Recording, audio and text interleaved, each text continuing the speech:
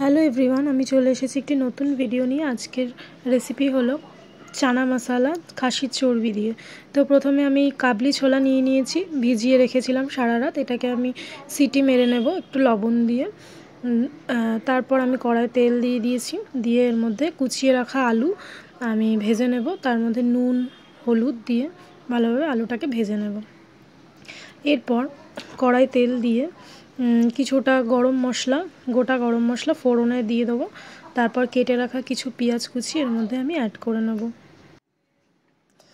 পেঁয়াজগুলোকে একটু ভেজে তার মধ্যে আমি দিয়ে দেবো আদা রসুন বাটা। তারপর ভালো করে ভেজে ওর মধ্যে দিয়ে দেবো একটু টমেটো কুচি।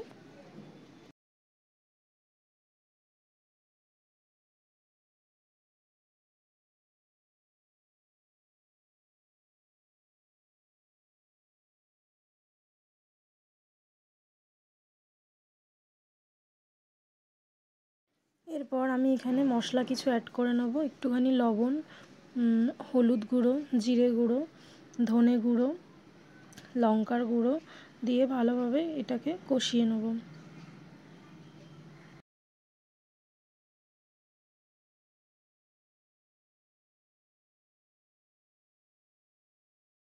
ভালোভাবে কষে এলে তার মধ্যে আমি দিয়ে দেবো খাসির চর্বি, দিয়ে ভালো করে এটাকে কষাতে থাকবো।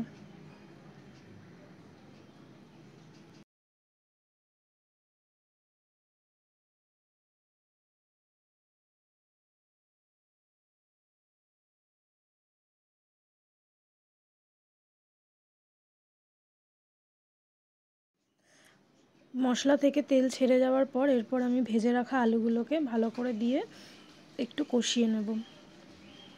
এরপর সিদ্ধ করে রাখা মটরগুলো আমি দিয়ে দেব, দিয়ে ভালোভাবে কষে নেব।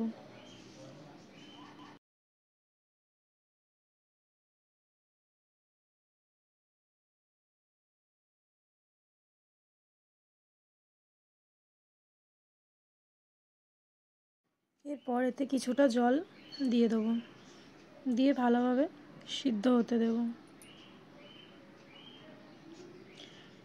ফুটে এলে এর মধ্যে দিয়ে দেব গরম মশলা।